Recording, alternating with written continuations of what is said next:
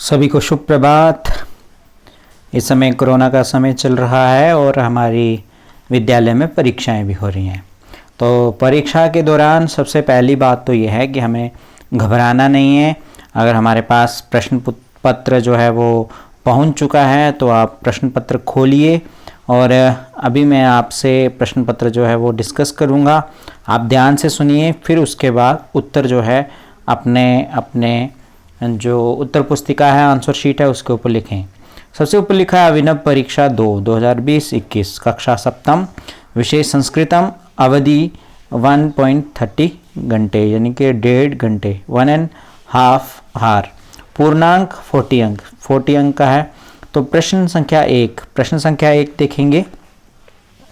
अधोलिखितं गद्यांशः पठित्वा निर्देशानुसारं प्रश्नानाम् उत्तराणि लिखत। ये 5 नंबर का है एक गद्यांश। क्या है गद्यांश? ध्यान से सुनना, ठीक है। ध्यान से सुनने के बाद जो नीचे प्रश्न पूछे होंगे आपने उनके उत्तर देने। क्या लिखा है? पुरा एकस्मिन् वृक्षे एका चटका प्रतिवसति स्म। ठीक है, पुरा एकस्मिन् वृक्षे एका चटका प्रतिवसति स्म। पहले एक वृक्ष पर एक चिड़िया रहती थी। ये जो आप देख रहे हैं ना, ये वाला एक डंडा सा दिखता है, यहाँ एक लाइन खत्म होती है। अभी दूसरी लाइन बोल रहा हूँ मैं। काले न तस्याः संतति जाता, समय बीता उसकी संतान भी हुई। संतान मतलब उसके बच्चे हुए। एकदा, एक दिन, यहाँ अंत में लिखा है एकदा, एक दिन कश्चित् प्रमत्तः गजः तस्य वृक्षस्य अधः आगत्य तस्य शाखां शुण्डेन अत्रोटयत्। एक दिन कोई गुस्से वाला या बेकार सा हाथी, गजा होता है हाथी, तस्य वृक्षस्य अधः आगत्य, उस वृक्ष के नीचे आकर, तस्य शाखां शुण्डेन अत्रोटयत्। यहाँ तक पढ़ा हमने। उस वृक्ष के नीचे आकर के उस वृक्ष की शाखाएं जो हैं वो अपनी सूंड जो होती है उससे तोड़ने लगा। चटकायाः नीडम भुवि आपतत, चिड़िया का जो घोंसला है वो धरती पर गिर गया। यहां से पढ़ रहे हैं। तेन अंडानि विशीर्णानि, उससे अंडे जो हैं उसके बिखर गए वहां पर। अथ सा चटका व्यलपत, वह चटका जो है रोने लगी। यहां से पढ़ रहे हैं। तस्या विलापम श्रुत्वा काष्ठकूटः नाम खगः दुखेन ताम अपृच्छत, उसका रोना सुनकर के काष्ठकूट नाम का एक मेल चिड़िया दुखेन ताम पृच्छत, दुख से उसे पूछने लगा। भद्रे किम अर्थम विलपसि, हे सुंदर चिड़िया किस लिए रो रही हो। इति, ये हमारा पैराग्राफ खत्म हो गया।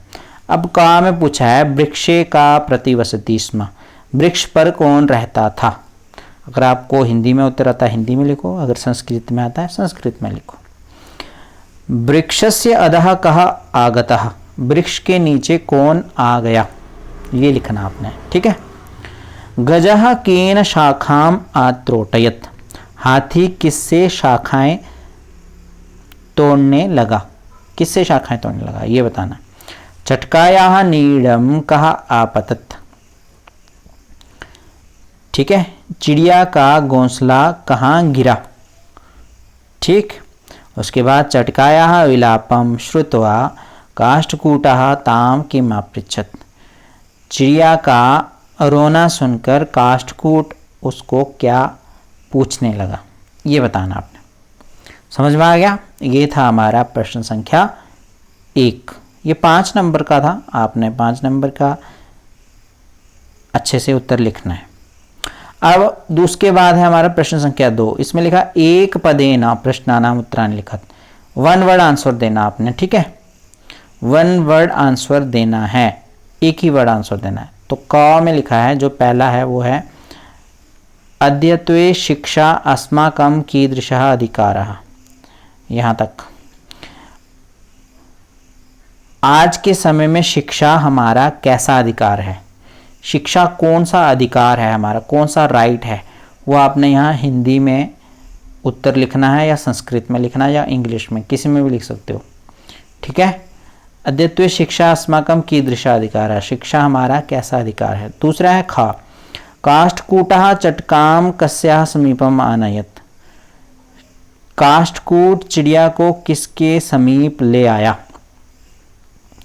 ठीक है, ये कहानी अगर आपने सुनी होगी जो मेरी वीडियो देख करके, तो आपको पता होगा। अगर आप इसका हिंदी में उत्तर देना सकते हैं, हिंदी में दे दें, संस्कृत में देना चाहते हैं, संस्कृत में भी दे सकते हैं। अब आगे है प्रश्न, कहा पशु, पशु कौन होता है ये बताना आपने। अगर आपने विद्याधनम लेसन सुना था तो उस लेसन में मैंने बताया है कि पशु कौन है पशु। फिर उसके बाद है मक्षिकायाः मित्रम कहा आसीत्, मक्खी का मित्र कौन था, जो मक्खी थी उसका दोस्त कौन था। समवायो ही दुर्जया पाठ में ये हमने पढ़ा था कि एक चिड़िया थी, ठीक है, उसके अंडे तोड़ दिए गए, फिर उस चिड़िया ने बदला लेने के लिए अपना एक ग्रुप तैयार किया। उस ग्रुप में बहुत सारे उसके दोस्त थे, सब ने मिलकर के फिर हाथी को जो था वो दंड दिया, हाथी को सजा दी, हाथी से बदला लिया। तो उसके बाद है अंतिम प्रश्न है कि पुरुषम न विभूषयन्ति, क्या जो है पुरुष को अच्छे नहीं लगते हैं। कौन सी चीज़ है एक इंसान को जो अच्छी नहीं लगती है, अगर उसके पास विद्या नहीं है तो उसको क्या अच्छा नहीं लगता है। ठीक है, तो इसका उत्तर आपने यहाँ पर लिखना है, हिंदी में भी लिख सकते हो, संस्कृत इंग्लिश किसी में भी लिख सकते हो। ठीक है, तो ये 5 प्रश्न थे, 5 नंबर के थे, एक नंबर का था, आप इसे अच्छे से कर सकते हैं।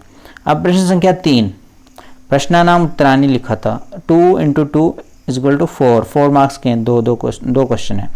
अद्यत्वे छात्रा विद्यालय किम किम निःशुल्कम प्राप्नुवन्ति, यहाँ प्रश्न है कि आजकल बच्चे स्कूल में क्या क्या फ्री ऑफ कॉस्ट प्राप्त करते हैं। ठीक है, गवर्नमेंट स्कूल में बच्चों को क्या क्या मिलता है।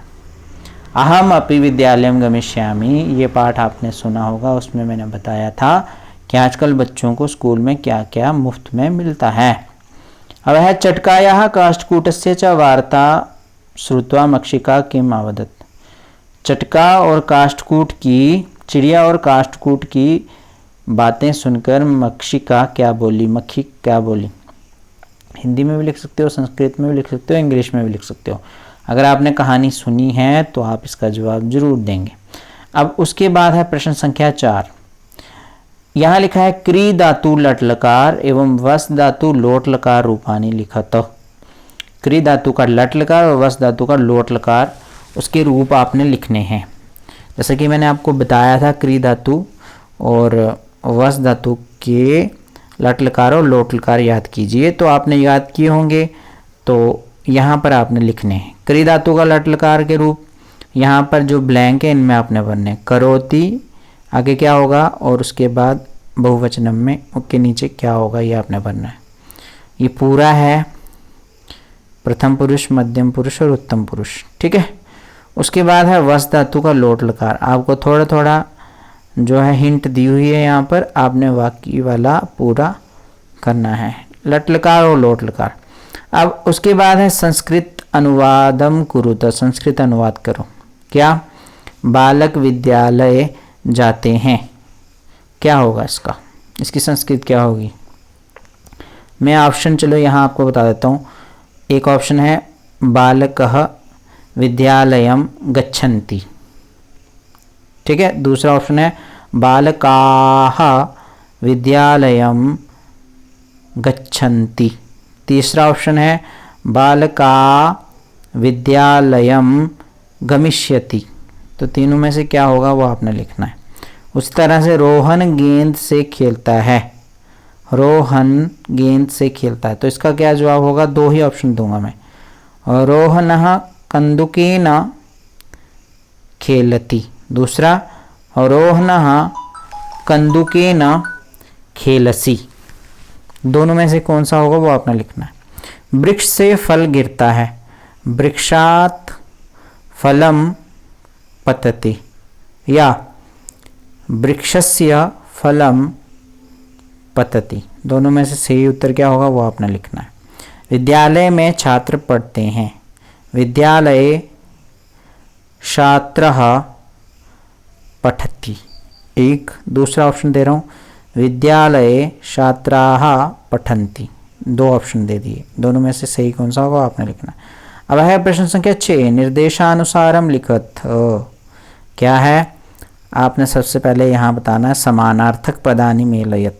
और में लिखा है इसके समानार्थक बताने। समानार्थक सेम मीनिंग। उल्लास, अगर हिंदी का शब्द होता है उल्लास, तो उल्लास का समानार्थक इन सब में कौन सा है जो उसके अपोजिट साइड में लिखे हुए हैं। समय पठनस्य, प्रसन्नतया, कुटुम्बस्य।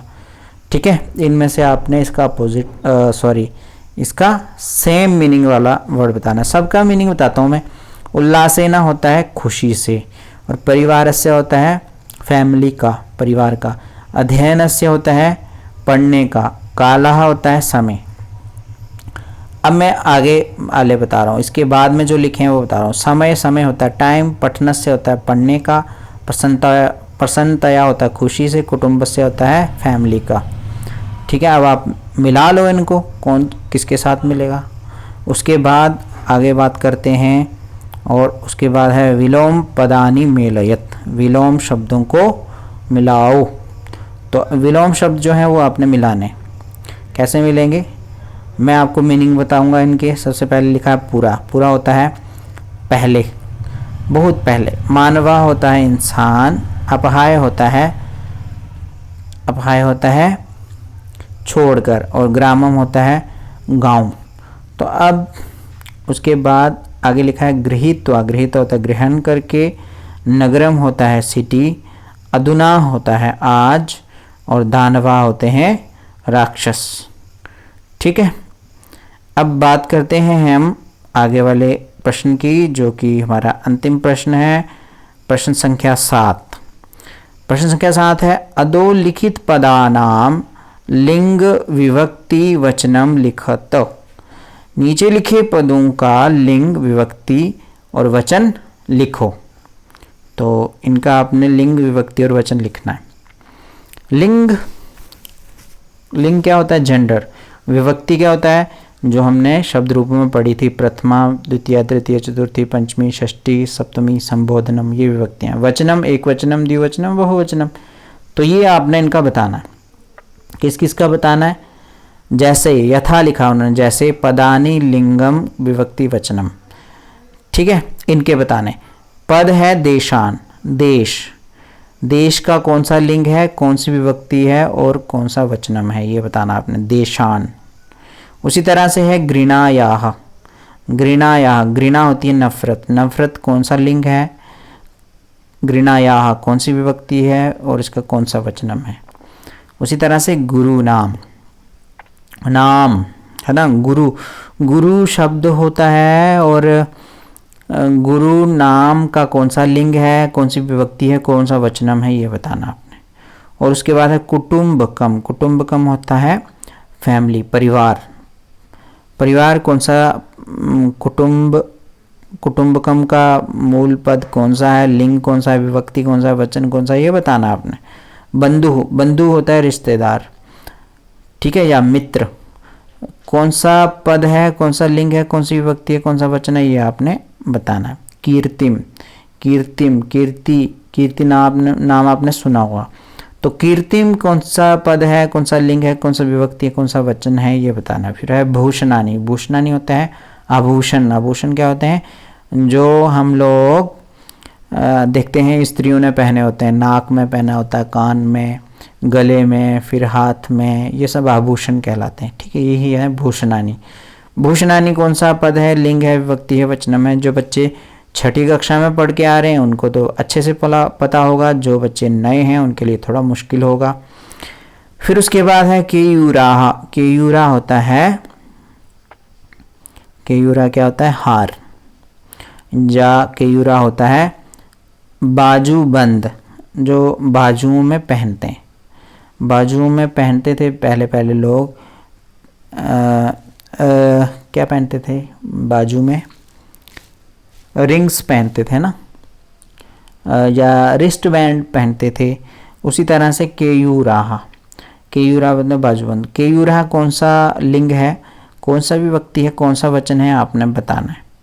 तो इस तरह से ये हमारे थे प्रश्न 7 जिनको आपने अच्छे से सुना होगा। अगर आपको कहीं ऐसा लग रहा है कि ये मुझे समझ में नहीं आ रहा तो आप वीडियो को फिर से देखो, फिर से सुनो, फिर सुनने के बाद उसका जवाब दो। मेरे ख्याल से बहुत इजी प्रश्न पत्र है। आप इस प्रश्न पत्र को बार बार समझेंगे तो आप अच्छे अंक लेंगे, और अच्छे अंक लेंगे तो आपका रिज़ल्ट बहुत अच्छा आने वाला है। तो अब आप लिखना शुरू कर सकते हैं। आप लिखें और अच्छे से जवाब दें। इसी शीट के ऊपर आपने उत्तर लिखने हैं, किसी दूसरी शीट के ऊपर उत्तर नहीं लिखने हैं। यहाँ प्रश्न पूछा गया है उसके सामने आपने उत्तर देना है। तो आपको बहुत बहुत शुभकामनाएं, और अच्छे से आप अपनी परीक्षा में मन लगा के लिखें। धन्यवाद।